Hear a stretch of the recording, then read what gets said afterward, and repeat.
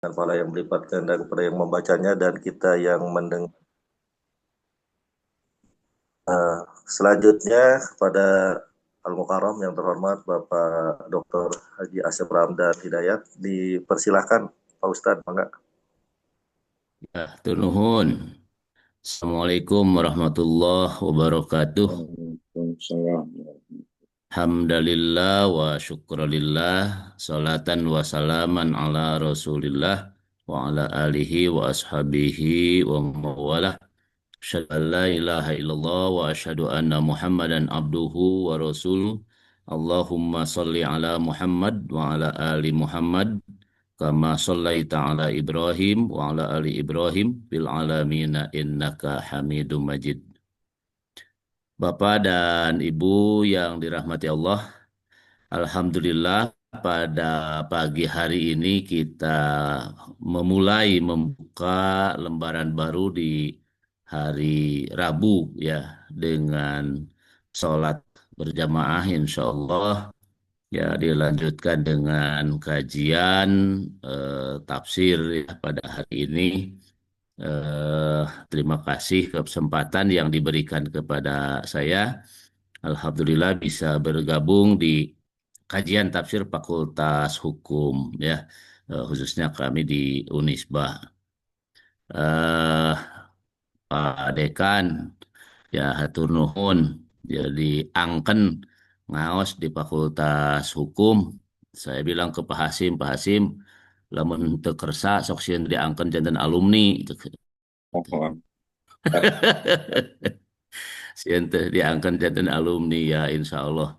Walaupun mungkin persiapannya rada-rada apa cepet mari kemari kedah nyiapkan segala persiapan pelantikan. Alhamdulillah ya, sudah selamat semuanya di kita. Bapak dan Ibu yang insya Allah dirahmati Allah, diridhoi Allah, pada kesempatan ini yang diberikan amanah kepada saya itu tentang kepemimpinan amanah ya dalam perspektif Al-Quran. Oleh karena itu kajiannya, karena kajian tafsir itu merujuk kepada Quran surat An-Nisa ayat 58. Eh, Bapak dan Ibu, insya Allah ya pada kali ini yaitu tentang surat An-Nisa ayat 58. Pak Hasim tos tiasa tampil. Pak Antos, Pak Ustadz, Bangga, lajengkan. Siap. Oke, Pak begitu ya. Nah, ini ayatnya tadi sudah dibacakan oleh Kang Jaki ya. Innallaha ya'murukum an tu'addul amanati ila ahliha wa idza hakamtum bainan nasi an tahkumu bil adl. Innallaha ni'imma ya'idukum bih. Innallaha kana sami'an basira. Hmm, Ya, siap. jadi ini adalah rangkaian dari ayat tentunya sebelumnya ya munasabatil ayatnya dan ini juga tentang rujukan ayat yang senantiasa dipakai di dalam ketaatan ketundukan secara hierarki hukum ya karena eh, ayat ini setidaknya dua ayat ya itu dari mulai ati Allah wa ati Rasul wa ulil amri minkum itu merupakan satu rangkaian. Nah, Bapak dan Ibu yang dirahmati Allah, oleh karena itu ada yang melatar belakangi ya ayat ini turun ya. Jadi secara konteks historis ya dan pendekatan sosial pada waktu itu ayat ini turun dalam konteks pentingnya menegakkan keadilan dan menjaga amanah, ya, terutama dalam jabatan dan kepemimpinan. Nah, sabab turun atau sababun nuzul ayat ini, ya, itu berkenaan dengan Futuh Mekah. Ya, Futuh Mekah itu adalah penaklukan kota Mekah. Dan kita tahu secara pendekatan sejarah bahwa penaklukan kota Mekah itu nyaris tanpa perlawanan. Tidak ada peperangan, tidak ada pertumpahan darah, ya karena Rasulullah Shallallahu Alaihi Wasallam jauh-jauh itu telah merencanakan untuk berkunjung ke kota Mekah hanya satu, yaitu dalam rangka melaksanakan haji dan umroh, begitu. Nah, walaupun di awal-awal baik umrohnya itu juga gagal, ya karena dihadang dan tidak boleh masuk kota Mekah. Nah, ternyata dalam Futuh Mekah ini ya para musyrikin Quraisy yang ada di Mekah itu dengan mendengar kalimat talbiyah saja sudah ciut hatinya itu, ya, dengan rombongan umat Islam yang banyak datang ke kota Mekah ya dengan talbiyah gitu, ya datangnya itu dengan talbiyah bukan dengan perlawanan senjata. Jadi ini yang bergemuruh, orang datang dengan suara yang luar biasa dan mereka tidak ngerti suara apa. Jadi itu Futuh Mekah. Nah, dari sekian banyak peristiwa Futuh Mekah, nah ada yang menarik begitu, ya, ada yang menarik kalau kita kaji. Nah, ini adalah kaitannya dengan dikala Rasulullah Shallallahu Alaihi Wasallam betul-betul sudah masuk pusaran kota Mekah, yaitu tujuannya ya hanya satu, ke Ka'bah. Jadi Rasulullah sudah meninggalkan kota Mekah cukup lama, tidak mengejar untuk ke bekas rumahnya begitu misalnya atau ke tempat yang lain, enggak. Karena tujuannya tadi adalah Ka'bah.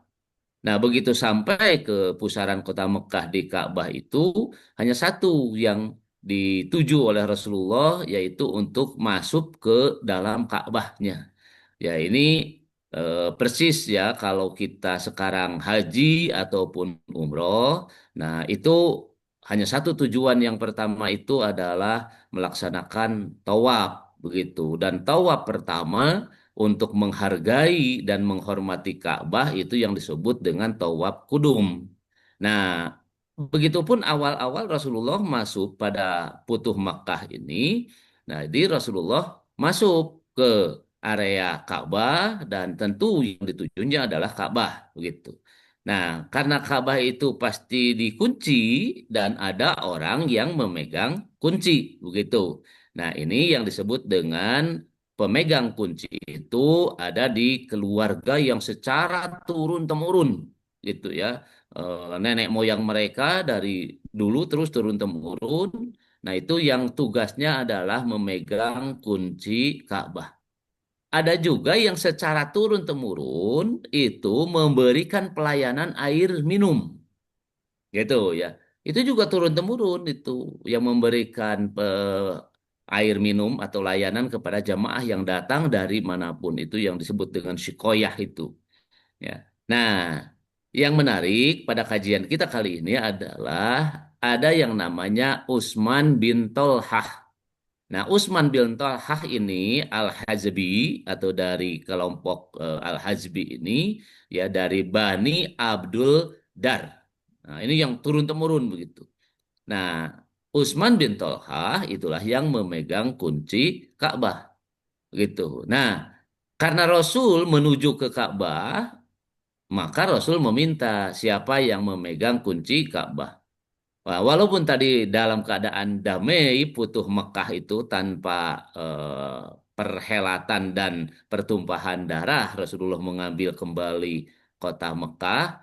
Nah, untuk poin ini ya ada orang yang memang biasa memegang kunci Ka'bah itu. Nah, jadi Utsman lah ngaku kan begitu, dia pada posisi itu adalah yang memegang kunci atau pintu Ka'bah. Nah, itu kunci Ka'bahnya ya Utsman pada waktu itu belum masuk Islam dan dia eh, berada di kota Mekah untuk menjaga Ka'bah itu, ya dengan segala prinsipnya tentunya tidak serta-merta memberikan kunci Ka'bah itu. Nah, oleh karena itu dalam beberapa riwayat disebutkan yang mengambil kunci Ka'bah dari Utsman bin Tolhah itu adalah Ali radhiyallahu an, dan itu ada beberapa catatan katanya mengambilnya juga secara paksa begitu. Jadi Ali mengambil kunci Ka'bah dari Utsman itu secara paksa. Nah, jadi sudah didapatlah kuncinya. Nah, dibukakanlah kunci Ka'bah dan Rasulullah Shallallahu Alaihi Wasallam itu masuk ke dalam Ka'bah itu sendiri persis itu pada waktu subuh. Gitu ya. Nah, jadi Rasulullah baru sampai ya tertahan sebentar di area kota Mekah dengan Futu Mekah itu dan beberapa utusan itu sudah dilakukan, terjadilah perdamaian, maka Rasulullah langsung menuju Ka'bah. Nah, dengan proses tadi Rasulullah masuk itu ke dalam Ka'bah dan hanya melaksanakan sholat 2 rakaat. Nah, itu juga banyak komentar ya apa yang dilakukan oleh Rasulullah itu sholat subuh atau sholat sunnah ya itu juga dalam kajian fikih menjadi kajian tersendiri. Oke, terlepas dari itu, nah Rasulullah setelah selesai melaksanakan sholat 2 rakaat ya dan memang dilakukannya pada waktu subuh atau kesempatan yang didapat itu adalah persis subuh bisa masuk ke kota Mekah dan langsung menuju ke Ka'bah begitu. Nah, Rasulullah selesai, keluarlah dari Ka'bah. Nah, begitu keluar, maka Abbas ya itu meminta kepada Rasulullah, ya Rasulullah berikanlah kuncinya itu kepadaku. Ya, wahai Rasul. Nah, untuk apa? Untuk mengambil alih komando kebiasaan memberikan makan dan minum para jamaah haji. Termasuk itu dirangkap jabatannya, yaitu dengan memegang kunci Ka'bah. Jadi kalau kita lihat memang ada porsi yang berbeda. Ada orang yang biasa memberikan makan, minum, ya sikoyah tadi, yaitu dengan air jam-jam, ya. Dan itu eh, dari suku tertentu, dari keturunan tertentu, dan termasuk juga berbeda dengan yang memegang kunci Ka'bah. Nah, Abbas meminta kepada Rasulullah, ya, itu untuk dihandle, diambil kunci Ka'bahnya itu. Nah, oleh karena itu dengan permintaan itu turunlah ayat ya yang berkenaan dengan apa yang terjadi dan setelah itu Rasulullah Shallallahu Alaihi Wasallam membacakan kepada orang-orang yang hadir pada waktu itu. Nah, setelah itu juga memanggil Utsman bin Tolhah yang tadi sebagai pemegang kunci itu ya dan memberikan kepadanya kunci Ka'bah kembali. Nah, itu yang eh, ya Utsman kaget juga karena tadi kan kuncinya diambil itu secara paksa oleh Ali radhiyallahu an, tetapi berikutnya kunci itu diberikan lagi kepada Utsman bin Tolhah itu. Nah, dan disampaikanlah ayat yang berkenaan dengan itu, yaitu surat An-Nisa 58. Begitu. Nah, Bapak dan Ibu yang dirahmati Allah, dalam perjalanan serah terima kunci ini saja, dakwah Islam itu sudah terjadi. Ya, betapa begitu Allah Subhanahu wa taala itu menghargai orang-orang yang memang sudah terbiasa menjadi memegang sesuatu atau dengan fungsinya, maka itu adalah amanah yang memang sudah dijalankan dengan baik. Nah, sehingga dalam riwayat lain disebutkan setelah kasus ini Tolhah itu atau Utsman bin Tolhah itu langsung masuk Islam dan menyatakan diri masuk Islam. Kenapa? Karena merasa dihargai langsung oleh Allah Subhanahu wa taala yang dia sebagai pemegang kunci itu diberikan porsi penghargaan yang luar biasa langsung oleh Allah Subhanahu wa taala melalui surat An-Nisa 58 ini. Nah, jadi Bapak dan Ibu, itu adalah sababun nuzul ya dari ayat An-Nisa 58 yang akan kita kaji. Nah, penjelasannya bagaimana? Jadi ada dua kaitan dengan apa yang kita kaji pada kesempatan ini. Pertama itu adalah amanah, yang kedua adalah keadilan ya. Jadi innallaha ya'murukum an tu'addul amanati ila ahliha. Nah, ini amanat. Ya, jadi amanah itu segala bentuk tanggung jawab yang dipercayakan kepada seseorang baik dalam hal harta jabatan maupun tugas publik. Nah, keadilan senantiasa kita juga memberikan pemahaman, menempatkan sesuatu pada tempatnya, memberikan hak kepada yang berhak. Ya, jadi memberikan hak kepada yang berhak tanpa keberpihakan dan diskriminasi. Nah, oleh karena itu, pelajaran dari ayat di atas adalah dengan mengambil keumuman lafaz, ya, bukan karena kekhususan sebab. Nah, ini jadi kekhususan sebabnya kan tadi adalah amanah itu diberikan kepada Utsman bin Tolhah. Ya, yang menjadi sebab turunnya ayat ini adalah berkaitan dengan kasus Utsman bin Tolhah, berkaitan dengan kasus Abbas, ya. Nah, Abbas sendiri itu adalah pamannya Rasul, ya, yang wajahnya juga mirip dengan Rasulullah. Abbas itu konon kabarnya begitu, ya. Jadi ini dari sisi wajah saja nanti merebet kajiannya itu sampai sudah di Madinah, ya, di perang Uhud dan sebagainya, itu juga Abbas, ya, yang meninggal. Nah, itu karena ada kemiripan wajah dengan Rasulullah. Nah, ini wajib bagi setiap orang, ya, dipercayakan kepadanya satu hal agar menjaga dan mengurusnya sampai amanah tersebut itu ditunaikan. Itu harus tuntas begitu dalam amanah itu. Nah, dan ini disampaikan kepada orang-orang yang berhak menerima amanah itu sendiri. Itu, ya. Jadi ila ahliha itu. Ahlinya. Nah, ahli di sana adalah orang-orang yang berhak menerima amanah. Nah, nanti kita kaji Bapak dan Ibu, ya. Tentunya, ya, sampai kepada pemahaman bagaimana kalau orang menerima sesuatu yang bukan eh, haknya, haknya. yang bukan juga itu adalah ahlinya begitu. Nah, ini yang kerap terjadi dalam kehidupan kita. Nah, kaidah fikih yang bisa didekati, ya, untuk mengambil keputusan hukum bahwa yang dimaksud dengan amanah itu berlaku bagi semua orang, bukan saja pada kasus tolhah. Gitu, ya. Nah, walaupun kan kita memahami, ya, dalam ayat tadi yaitu hanya untuk tolhah. Nah, ini dalam kaidah fikih itu berlaku, jadi al ibratu bi umumil lafdi la bi khususi sabad. Jadi ibrah atau pelajaran itu diambil dari keumuman lafad. Ya, keumuman lafadznya apa? Jadi tadi innallaha ya'murukum ang tu'adul amanati ila ahliha. Nah, itu umum. Tidak disebutkan bahwa dalam ayat itu bahwa amanah itu harus dilakukan khusus berkenaan kepada Utsman bin Tolhah. Nah, jadi Utsman bin Tolhah di sini hanya sebagai background, sebagai sebab turunnya ayat. Sedangkan ayat 58 ini bersifat umum. Nah, karena bersifat umum, maka ini berlaku al-ibratu bi umumil lafdi la bi khususi sabad.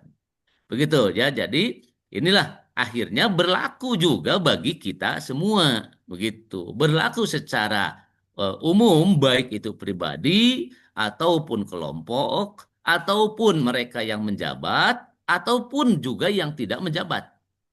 Gitu. Dalam kapasitasnya masing-masing, mereka nanti akan terkena, ya, dengan apa yang memang harus menjalankan amanah. Gitu. Nah, jadi Anisa 58 itu berlaku bagi semua umat manusia. Nah, karena itu umum. Nah, ini bagian Pak Hasim sajalah. Pak Hasim nanti bandingkan dengan kaidah hukum, ya, legal maksim kita. Nah, kita kan mengenal asas lex specialis, derogat lex generalis, ya, atau sebaliknya begitu, ya. Nah, mangang kayak Pak Hasim itu malah. Ya, jadi itu al ibratu bi umumil labdi la bi khususi sabab. Nanti sepadan atau tidak sepadan, ya, legal maksim dengan kaidah fikihnya tadi. Nah, sesungguhnya Allah yang Maha Agung menyuruhmu menyampaikan amanah secara sempurna, ya, dan tepat waktu kepada yang berhak menerimanya. Nah, ini eh, tepat waktu, ya. Dan Allah juga menyuruh apabila kamu menetapkan hukum di antara manusia yang berselisih, hendaknya kamu menetapkannya dengan keputusan yang adil. Nah, sesungguhnya Allah yang telah memerintahkan agar memegang teguh amanah serta menyuruh berlaku adil adalah sebaik-baik ya yang memberi pengajaran kepadamu. Sesungguhnya Allah adalah Tuhan yang maha mendengar, maha melihat, agar penetapan hukum dengan adil tersebut dapat dijalankan dengan baik. Nah, ini perlu ya di sini ketaatan terhadap siapa itu penetap hukum itu. Gitu. Nah, ayat ini memerintahkan kaum muslimin agar mentaati keputusan hukum yang secara hierarkis dimulai dari penetapan hukum Allah, ya. Nah, wahai orang-orang yang beriman, taatlah kepada perintah-perintah Allah dalam Al-Qur'an dan taatlah kepada perintah-perintah Rasul ya Muhammad dan juga ketetapan-ketetapan yang dikeluarkan oleh ulil amri pemegang kekuasaan di antara kamu. Nah, ini selama ketetapan itu tidak melanggar ketentuan Allah dan Rasul-Nya. Ini ya, dan ini juga nanti eh, berlaku juga ya ini tentang stratifikasi hukumnya. Jadi dari mulai pemahaman eh, bahwa sumber hukum dalam Islam itu adalah Al-Quran, As-Sunnah, ya ijma ulama, ya ulil amri nanti dan seterusnya dengan rangkaian itu sampai kias. Nah, tadi juga berlaku legal maksimnya ya bahwa eh, bagaimana kekhususan itu berlaku juga hukum atau peraturan yang lebih tinggi ya tentunya tidak boleh bertentangan dengan peraturan yang di bawahnya. Nah, itu dari sini kita bisa memahami pemahaman-pemahaman tentang stratifikasi hukum itu. Nah, berikutnya Bapak dan Ibu, karena kajian kita lebih fokus khusus kepada amanah, nah, kita sandingkan ya dengan pemahaman Ahmad Al-Marogi. Ya, jadi Ahmad Al-Marogi di dalam tafsir Imam Al-Marogi itu menyebutkan membagi bahwa amanah itu ada tiga, gitu ya. Amanah itu ada tiga. Nah, pertama itu al-amanah itu bainal abdi ya warobbihi gitu. Ya, jadi al-amanatu bainal abdi wa rabbihi. Amanah itu bisa terjadi antara seorang hamba ya atau hamba ya kita itu dengan Allah Subhanahu wa taala. Nah, itu juga amanah gitu. Yang kedua, menurut Al-Marogi itu ya amanah itu adalah al-amanatu bainal insan wa nafsihi. Ya, jadi amanah itu bisa terjadi antara manusia ya dirinya sendiri dengan pribadinya begitu ya dengan pribadinya. Nah, yang ketiga al amanatu bainan nas. Amanah itu bisa terjadi antara manusia antara satu orang dengan orang lain. Gitu. Jadi ringkasnya kalau dalam bahasa kita biar simple, yang pertama itu antara hamba dengan Allah. Nah, itu amanah. Yang kedua adalah antara hamba dengan dirinya. Nah, yang ketiga antara hamba dengan orang lain, begitu. Berarti di luar diri. Nah, dari ketiga ini, ya, Al-Marogi itu memberikan pemahaman bahwa yang namanya amanah itu al-amanatu bainal abdi ya warobihi, amanah seorang hamba dengan Tuhannya. Nah, para ulama lebih kepada konteks itu ibadah mahdoh, memberikan penjabarannya. Ya, semacam kita sholat itu adalah kewajiban seorang hamba ya untuk beribadah kepada Allah. Orang yang tidak sholat berarti dia khianat kepada Allah. Begitu. Nah, kalau orang diberikan amanah harta, maka dia harus berzakat dan dia harus bersodakoh. Nah, dikala dia tidak melakukan zakat dan sodakoh itu, maka dia khianat terhadap hartanya yang Allah titipkan. Begitu konteks Al-Marogi itu. Ya, semuanya di dalam ibadah mahdoh itu eh, hampir semacam itu dipahaminya. Ya, tersampai kepada urusan haji. Ya, kalau orang sudah bisa dan mampu berhaji, gitu ya, fisik memungkinkan, situasi ada, duit ada, tapi tidak pernah begitu punya keinginan untuk melaksanakan ibadah haji. Ya, sibuk tela dan sebagainya, misalnya. Nah, itu kategorinya adalah khianat begitu. Karena itu adalah amanah antara seorang hamba dirinya itu dengan Allah Subhanahu wa taala. Nah, sedangkan al-amanatu bainal insan wa nafsihi itu. Ya, jadi amanah itu terhadap diri. Ya, jadi diri dengan dirinya begitu. Nah, ini yang kadangkala jarang tersentuh dalam pemahaman amanah gitu. Kita jarang memahami pemahaman amanah itu ternyata juga adalah bagian terhadap diri kita itu adalah amanah. Walaupun misalnya Imam Al-Marugi memberikan komentarnya sangat simpel dalam tafsirnya itu kalau orang sakit begitu, kalau orang itu sakit ya berobat begitu. Nah, kalau orang sakit tidak mau berobat, dia khianat terhadap dirinya gitu. Nah, kalau kita orang akademik misalnya, ya ada yang tidak tahu, tidak cari tahu, ya itu juga khianat gitu ya. Nah, artinya kita tidak belajar, tidak mengupgrade diri, itu adalah bagian dari pengkhianatan kita terhadap diri begitu. Ya kalau Imam Al-Mawardi begitu menjabarkannya. Nah, jadi diri kita saja itu punya amanah terhadap pribadi, terhadap diri kita. Ya, jadi Al-Quran juga banyak ya menyebut hal semacam itu. Ya, pas'alu ahla dzikri in kuntum la ta'lamun. Ya, tanyalah kepada ahlinya, kepada ahli zikir, ahli yang tahu, artinya yang memang di bidangnya, in kuntum la ta'lamun. Kalau kamu tidak mengetahui begitu. Nah, kalau orang mencari gitu ya dalam dalam konteks mengupgrade diri, aktualisasi diri dan sebagainya, itu adalah amanah itu. Orang sedang menunaikan amanah untuk itu.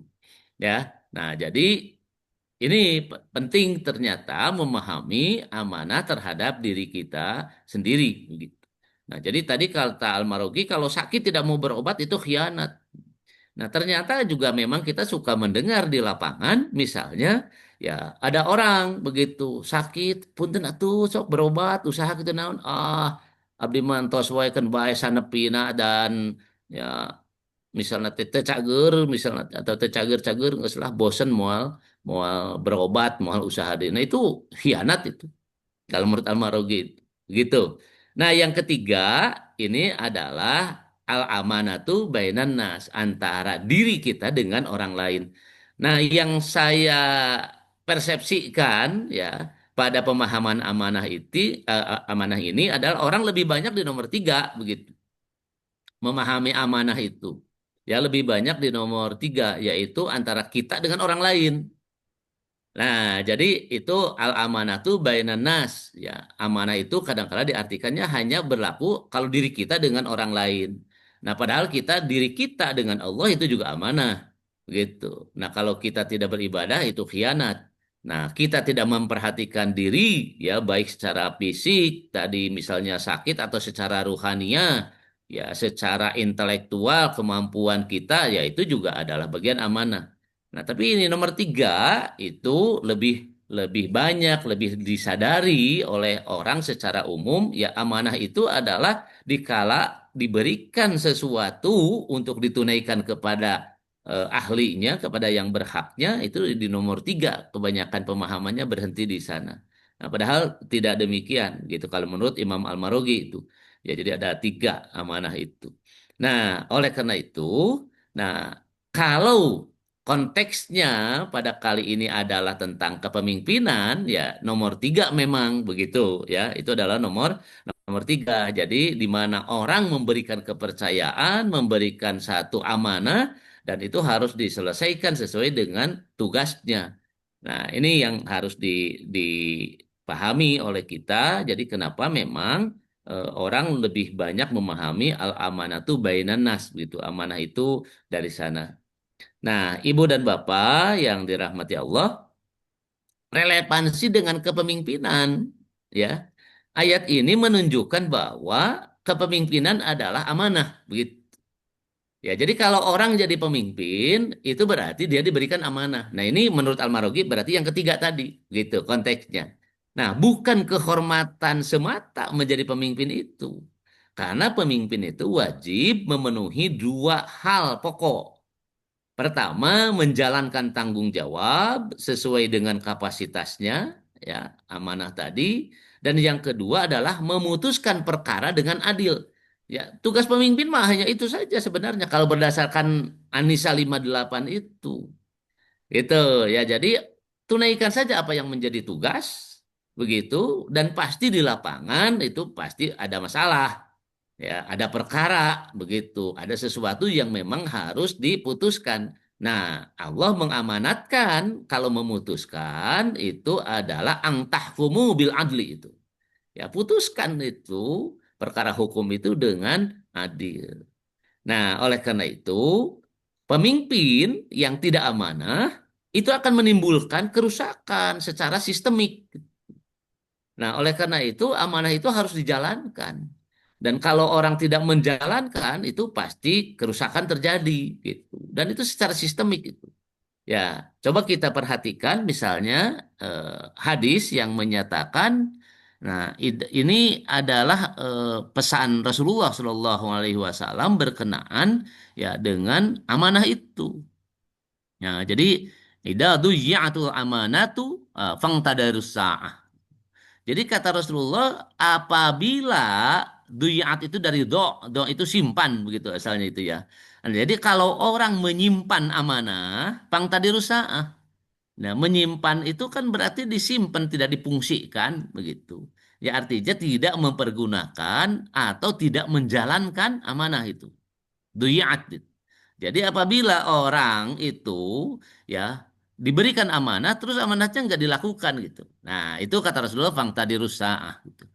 Nah, kata para sahabat ya kila kaifa gitu. Idoatuha. Bagaimana amanah itu atau yang dimaksud dengan idoatuha itu menyimpan amanah itu.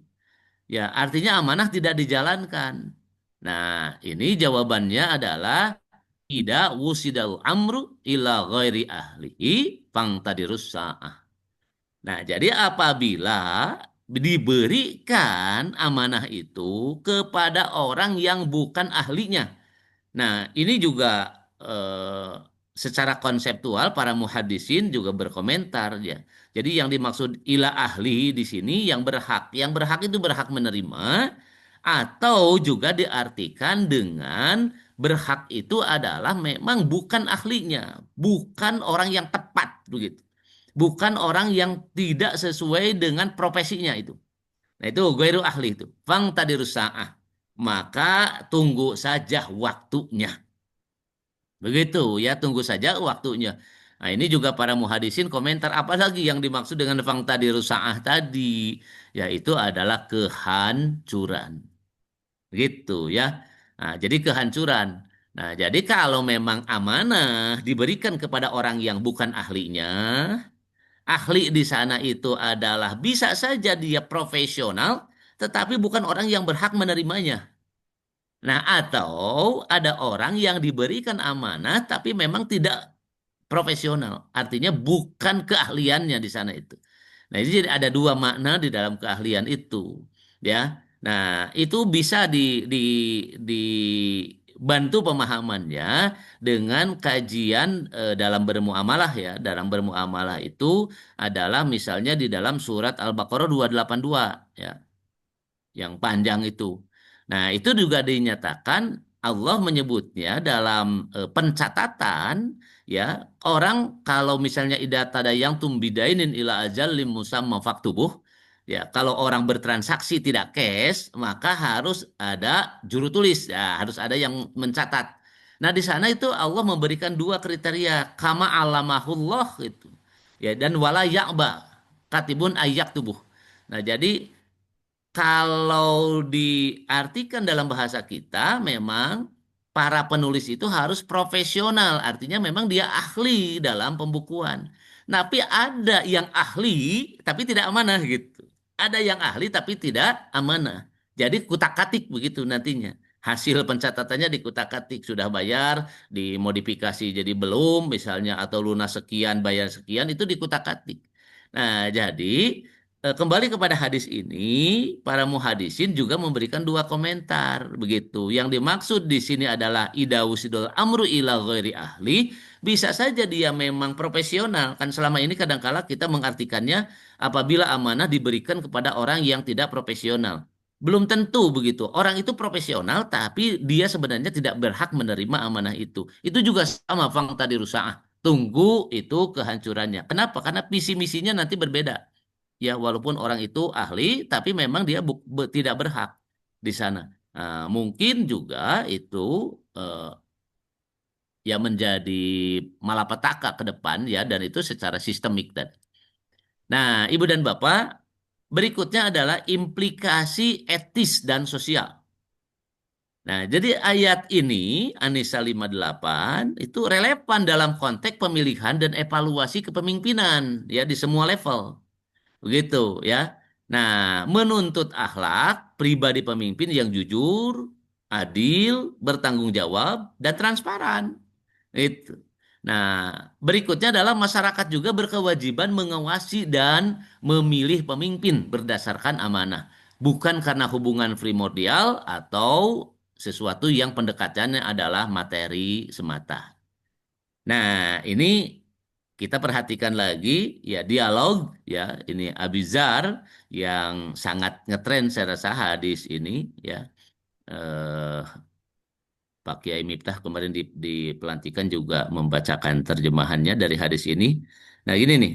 An Abi Dzar radhiyallahu anhu ya qala qultu ya Rasulullah ala tasta'miluni fadaraba biyadihi ala mangkibai. Jadi ini dari Abizar. Abizar sendiri ini yang menyampaikan, ya. Nah, Abizar itu orang baik gitu. Abizar itu orang baik, orang soleh lah, bager, bager lah. Abu Zar itu kategori bager, soleh gitu. Nah, tapi Abizar itu nah, datang pada Rasulullah menyampaikan situ, ya Rasulullah, begitu ya, berikan kepadaku begitu ya sesuatu pekerjaan atau ya kita mengartikan jabatan ya.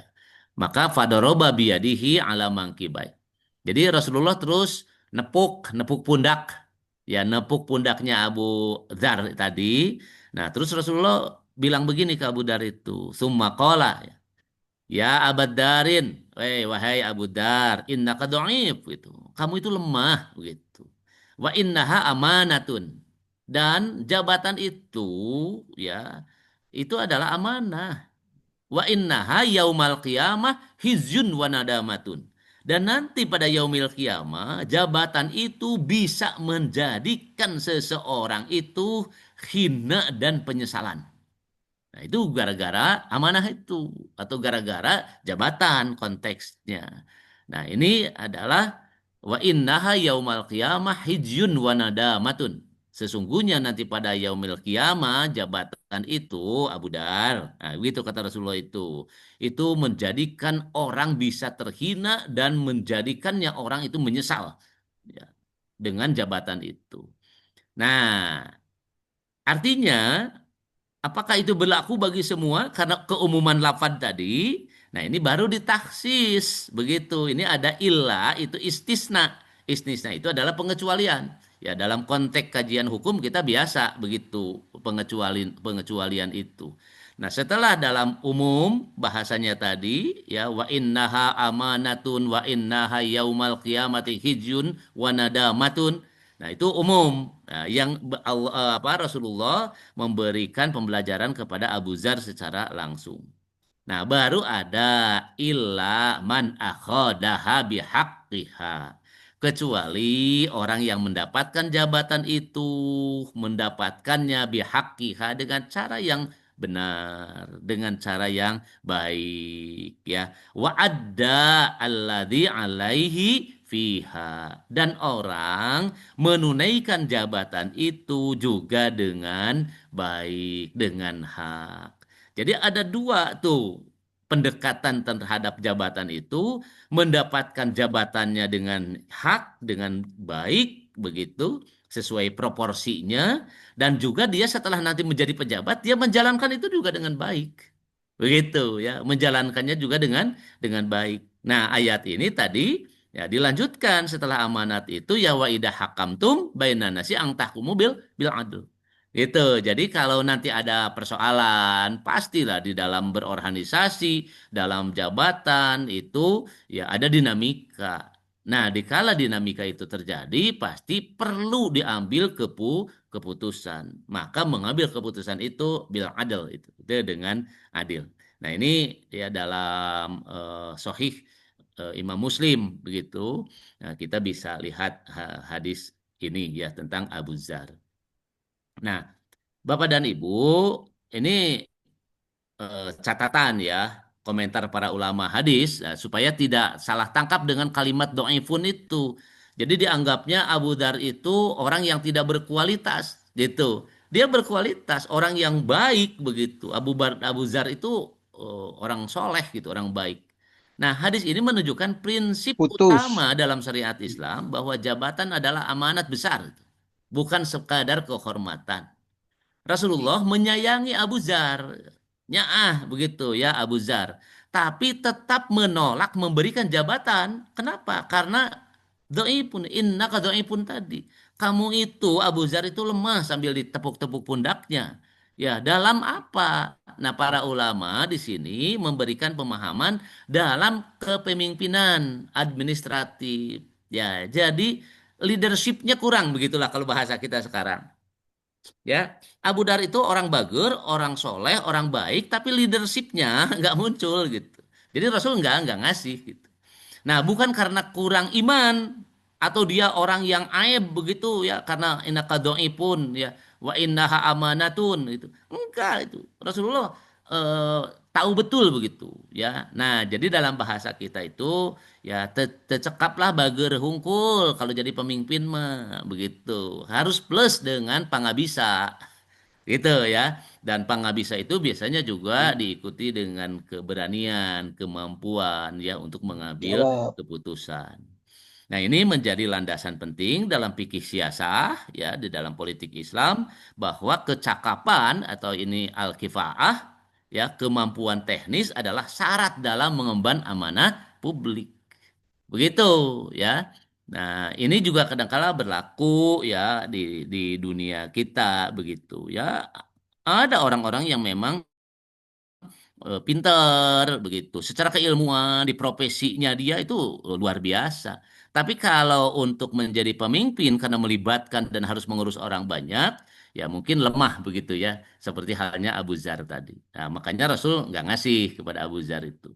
Ya sudahlah, ya jadi orang biasa-biasa sajalah kayak Abu Zar gitu, bager, soleh begitu ya. Tapi jangan masuk di wilayah di mana harus mengambil keputusan berhadapan dengan orang yang mungkin juga kan ada yang protes kalau di bahasa kita sekarang ada yang demo ya kepada kepemimpin yaitu harus harus mampu menyelesaikan masalah-masalah semacam itu.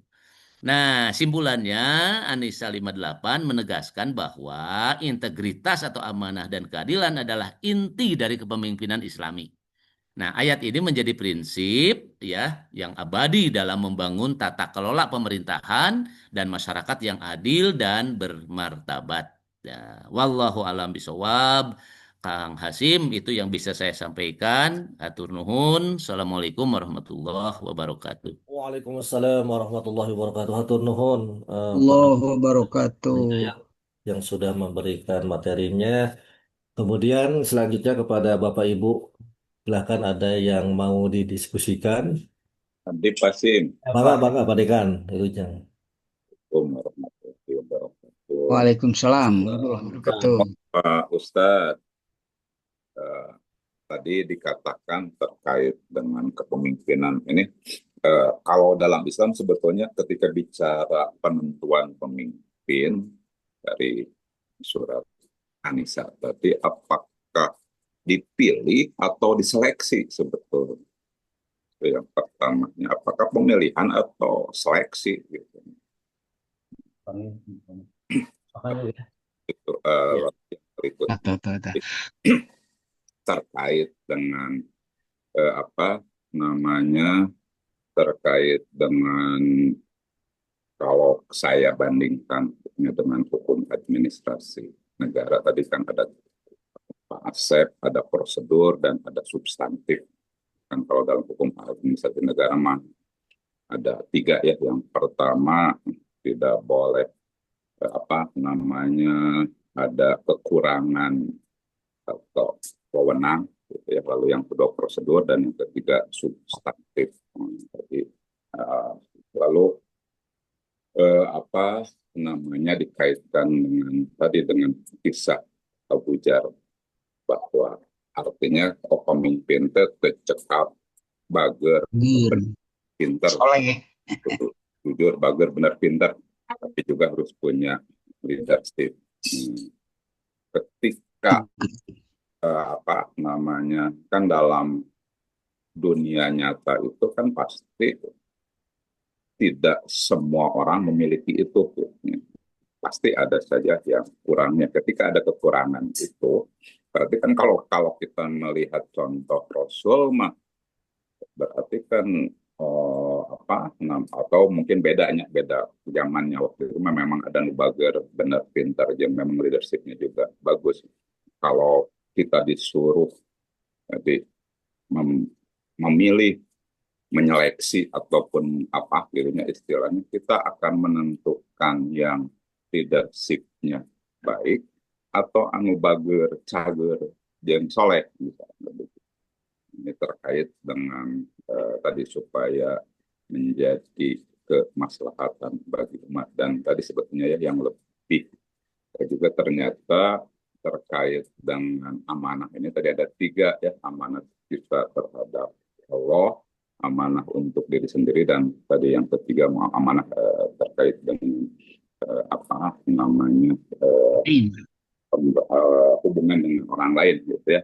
Dan itu tentu kalau di kita sebagai dosen, kita sebagai pegawai, kita sebagai mahasiswa di Unisba, berarti kan 3-tiganya ada gitu ya. Bagi yang mahasiswa menuntut ilmu, kewajiban, amanah dari Allah, karena wajib hukumnya gitu ya. Termasuk juga bagi kita, bagi dosen, tadi untuk mengupgrade, untuk memperbaiki keilmuan. Nah, berarti kan harus terus gitu ya mengasah diri supaya menjadi pribadi-pribadi yang punya kompetensi. Tapi tadi tidak cukup kompetensi saja, tapi juga harus punya integritas. Artinya berarti kan kalau diberikan kepercayaan, tadi ngajar, berarti kan kudu ngajar gitu ya. Kalau ada ruangan yang harus diisi di fakultas, berarti kudu diisian dan ruangan dan diisi sambil berkarya. Kira-kira begitu ya terkait dengan. Jadi mohon lebih lanjut, kira-kira ketika itu tidak dilakukan, nah dalam Islam sebetulnya bagaimana gitu kira-kira. Mohon, atur nuhun. Ya, atur nuhun, Pak Dekan. Banyak sekali pertanyaannya, Pak. Maka Pak Ustadz Ya, dilajengkeun. terima kasih Pak Masjid. Dekan, Prof. Epik, Ya, Pak Hasim. loh ada Karena saya dengan Pak Dekan Masjid Nagreg. karena kamari mah pan terbatas dina sidang Pak Haji Rusli. Jadi ditambihan ayeuna. Ya, begini tentang kepemimpinan ya, sebut sajalah izin pakai istilah Pak Haji Rusli itu suksesi ya. Nah, itu suksesi dalam Islam tuh bagaimana itu ya. Nah, memang secara khusus tidak ada sih dari Rasulullah itu sistem yang memang ditunjuk langsung begitu. Tapi kita kan punya hazanah eh, sejarah tentang orang-orang tua kita yang semuanya insya Allah kalau di Sunni itu ya kita sepakat kepada Khulafaur Rasyidin ya, kepada Khulafaur Rasyidin. Jadi Prof Epik kalau kita Khulafaur Rasyidin itu yang 4 menjadi Pemimpin barometer dan model begitu ya dalam suksesi, ternyata empat-empatnya berbeda, nggak ada yang sama. sama dalam suksesi itu ya. Jadi harus bagaimana ditunjuk, diangkat, dipilih akan begitu ya. Nah, semuanya berjalan begitu. Nah, semuanya berjalan. Makanya dalam konteks kita itu ada yang pro kontra demokrasi, yang pemilihan voter dan sebagainya. Ya, ada yang nerima, ada yang tidak nerima. Ya nggak apa-apa, karena memang tidak ada format secara khusus. Nah, contoh misalnya saya dari Khulafaur Rasyidin pertama, Abu Bakar ya. Rasulullah meninggal, orang panik begitu dan nggak sadar gitu kalau Rasulullah itu akan meninggal. Walaupun kan kematian itu satu hal yang pasti. mesti terjadi begitu. Tapi kalau Rasulullah meninggal seolah-olah nggak bisa terima gitu. Nah, kalau Nabi Baik. Adam pantas begitu. Ya, Nabi Adam disuruh ibadah pertama kali oleh Allah itu ibadah haji itu. Ya Adamu hajjuka. Gitu. Ya, wahai Adam, kamu cepat berhaji gitu. Qabla ang turidu. Sebelum kamu dipalingkan gitu. Nabi Adam nggak ngerti apa yang bikin dipalingkan ya Allah begitu. Kata Allah al-maut. Mahwal maut. Nah, masih nanya begitu kalau Nabi Adam itu. Mahwal maut itu. Apa itu kematian? Dan belum ada orang yang meninggal di zaman Nabi Adam. Sehingga Nabi Adam nggak ngerti. Gitu. Makanya Allah berikan dalam perjalanan itu sampai adanya kematian. Nah, kan begitu anaknya ya dalam kasus Qabil dan Habil itu baru ngerti oh kematian itu ya begini. Ya kalau kalau kita begitu termasuk umatnya Nabi Muhammad para sahabat waktu itu kan kematian suatu hal yang biasa Biasa. terjadi. Tapi kalau Rasul meninggal, nah itu ternyata juga belum siap. Umar dikala ada Hmm. kabar itu karena Umar sedang tidak di tempat Rasulullah, ada kabar Rasulullah meninggal, apa yang dilakukan oleh Umar? Keluarkan pedang. Begitu Sangat siapa yang ngomong. menyatakan Muhammad meninggal berhadapan dengan pedang saya. Namun wah cek parusli ya tidak tepos seliro Umar keur kitu mah. Tapi ya, emosional manusia bisa begitu. Hmm. Nah, cerita singkatnya, jadi orang-orang bingung begitu. Sampai Umar disadarkan oleh Abu Bakar.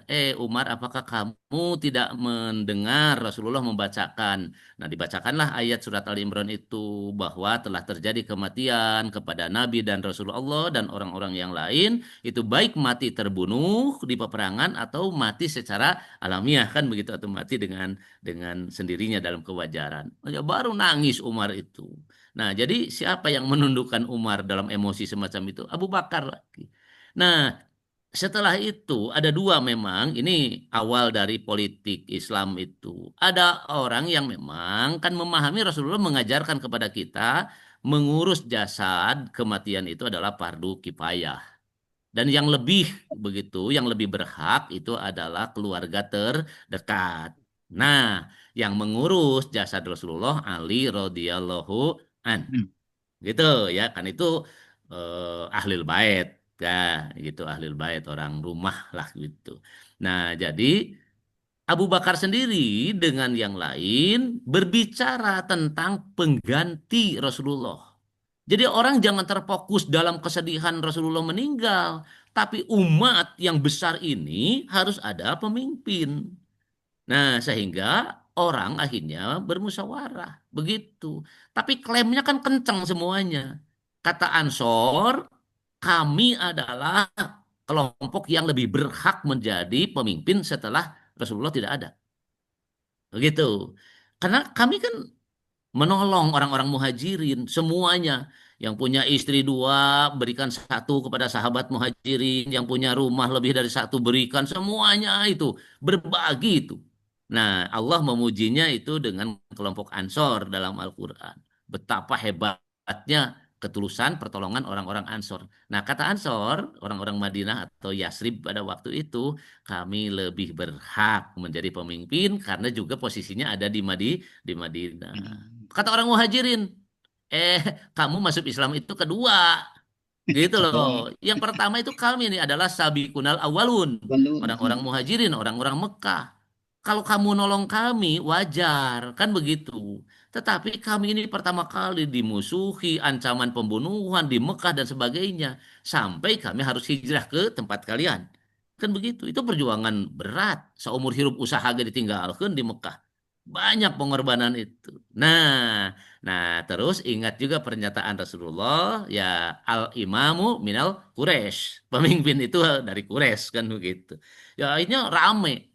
Nah, akhirnya dengan rame itu, nah bahasa kita lah mungkin ya, jadi cik atau ulah rame di harapan jasad orang yang meninggal. Kan Rasulullah nih yang meninggal. Yang ini meninggal dalam kesedihan, ngurus jasad Rasulullah, yang Menunggu lain sebuah rame kedudukan. mencari-carikan siapa pemimpin pelanjut. Ini akhirnya digeser tuh, digeser ya ke sebelah utara apa selatan itu. Kalau dari rumah Rasulullah itu.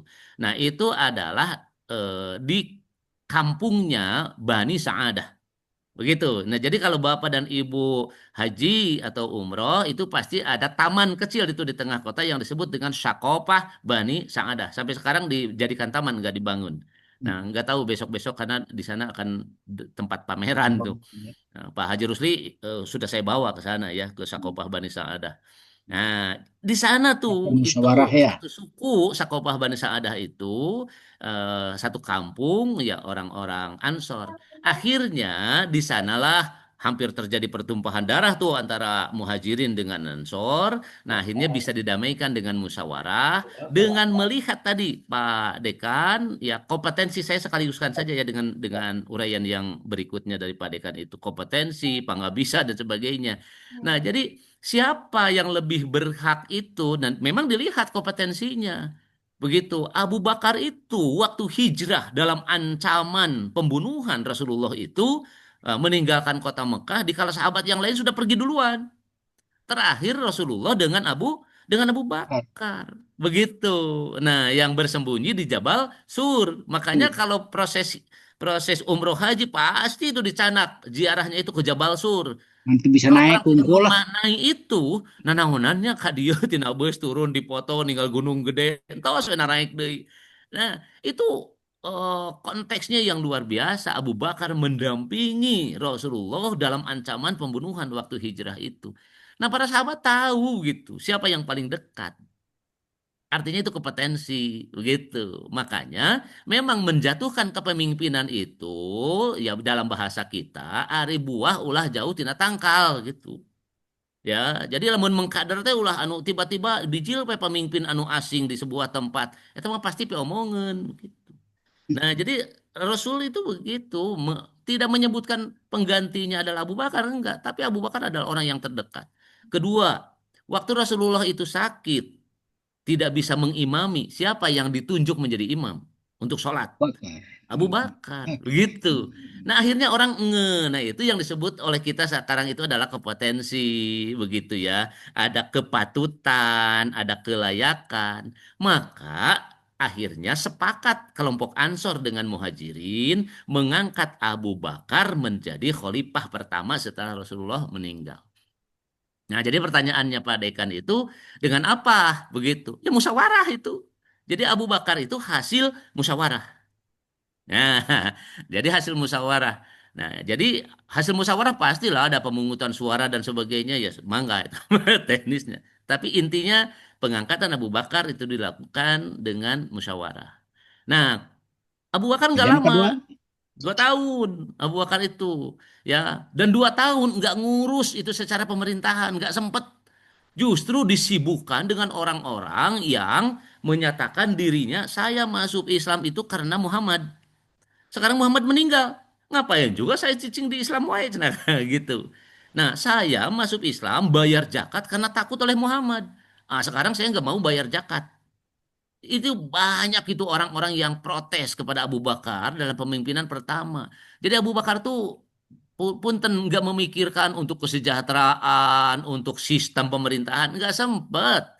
Nggak beberes anu kitu eta, anu para rotes wae dan sebagainya begitu di beberes. Makanya yang ngetren pada zaman Abu Bakar itu terjadi perang Riddah. Perang Riddah itu memerangi orang-orang yang murtad. Riddah. Murtad dengan dal ya, bukan dengan do. Karena ada yang bertanya, Pak, cina itu ada namanya orang murtado. Murtado mah dengan do. Nah, itu orang yang oh, diridhoi. Kalau din. murtada, nah itu murtad.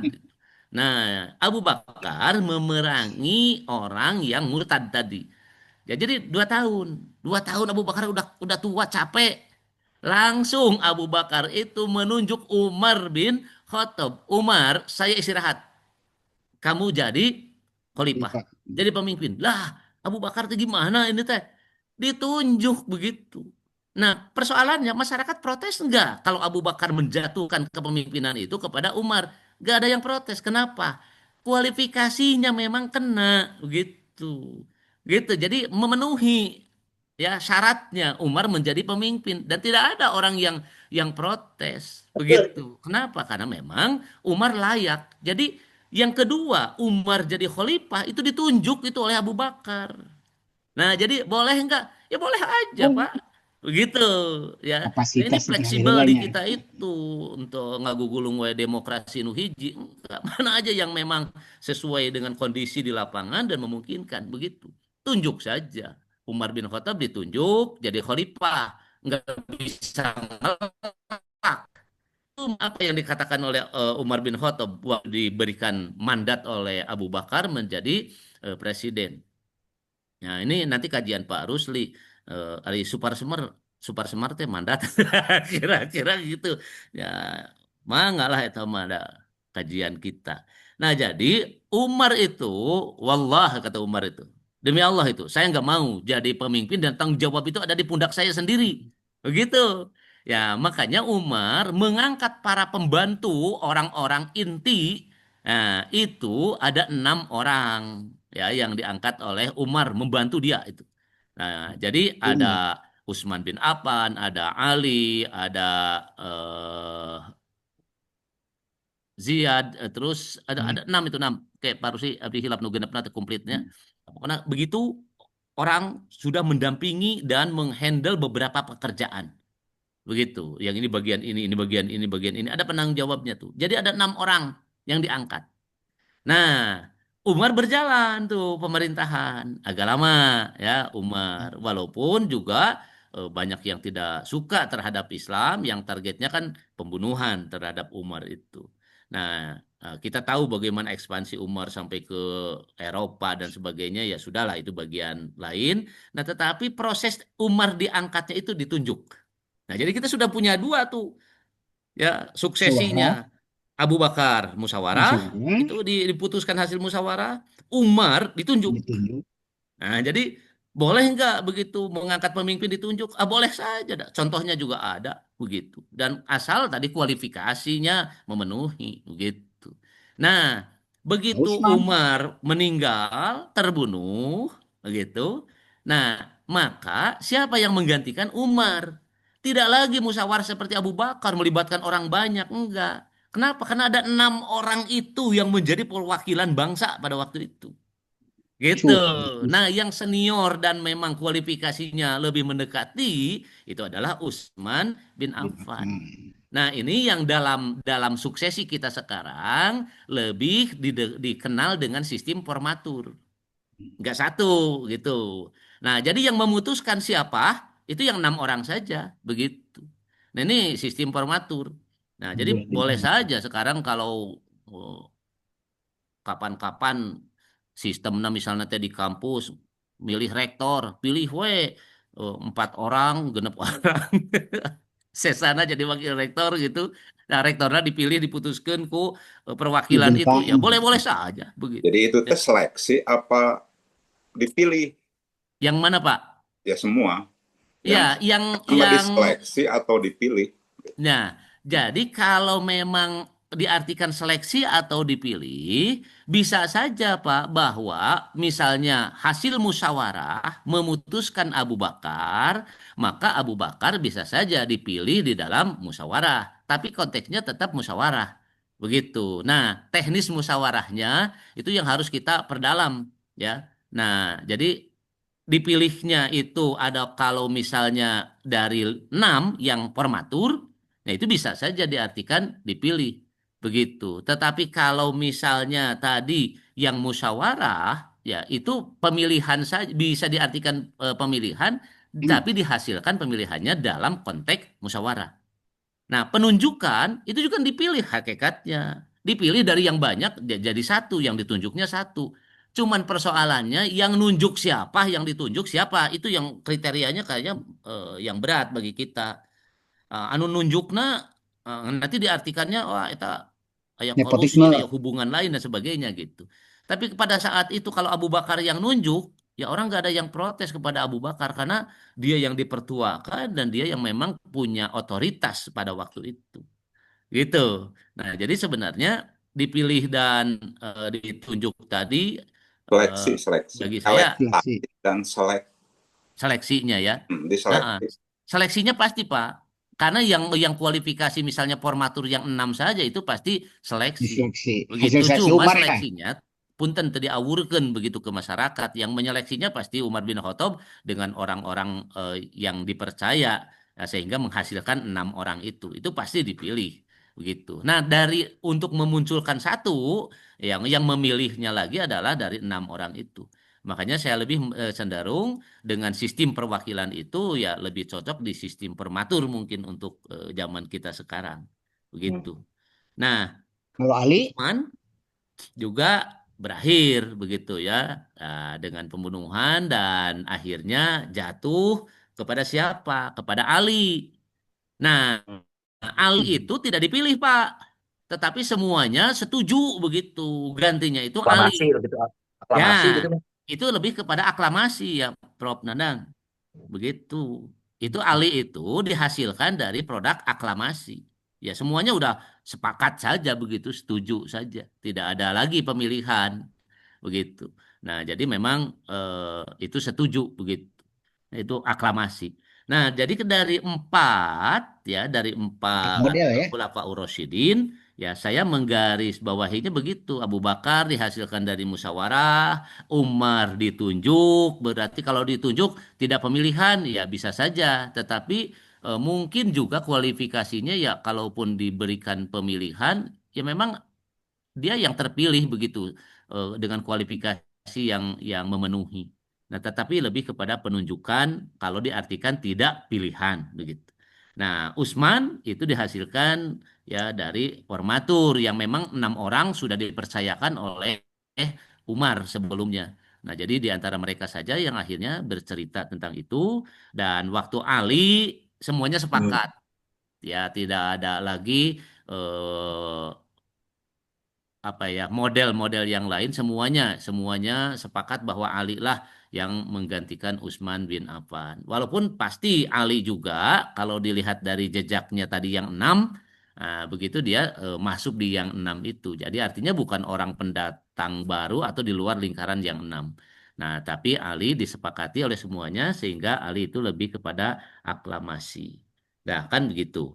Nah, Pak Dekan, jadi ini ya kembali kepada pribadi-pribadi tadi ya, pribadi yang memang punya kompetensi, pribadi yang memang tidak jauh dari lingkaran kan begitu. Ya, lingkaran itu artinya memang orang paham lapangan, paham situasi, paham kondisi, ya bukan orang yang datang tiba-tiba begitu. Itu juga nanti jadi PR ya.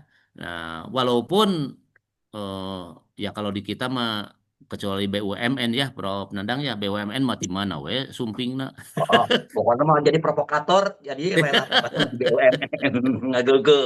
Nah, walaupun tidak hafal seluk-beluk begitu ya tentang pekerjaan Ya. dan sebagainya. Ya kadang-kala bukan jadi pemimpin kan, kalau memang tidak tahu itu jadi masalah juga. Di blunder Nah, lah. ini yang kaitan dengan kompetensi-kompetensi orang tadi, Pak Dekan, itu yang ya kembali kepada pemahaman amanah ya. Ya amanah itu kepada ahlinya begitu. Artinya ahli di sana itu dengan berbagai persyaratan dan kompetensi yang Psikis. dimiliki. Nah, yang tidak boleh itu menyampaikan sesuatu yang bukan ahlinya. Nah, kadang-kala pertanyaannya begini kan kalau dalam dunia organisasi itu. Kalau kita rapat misalnya, mohon maaf ya, tidak boleh keluar dari rapat apa yang dibicarakan itu. Tetapi bocor begitu. Hmm. Diobrolkan kan lain gitu anu henteu berhak untuk mendapatkan informasi itu atau ramai di lapangan. Nah, itu yang harus dikaji oleh kita, itu amanah henteu. Jadi bukan saja dalam dalam uang atau Ada rapat jabatan. rahasia gitunya. Iya, sampai kepada kepada omongan ST rahasia bukan mah begitu tahu dan sama tahu. sebagainya itu amanah. Pak Asep, mungkin gini nyambung yang dari Banyak Pak enggak? Dekan ya. Sedikit nyambung dari Pak Dekan. Tadi waktu waktu Umar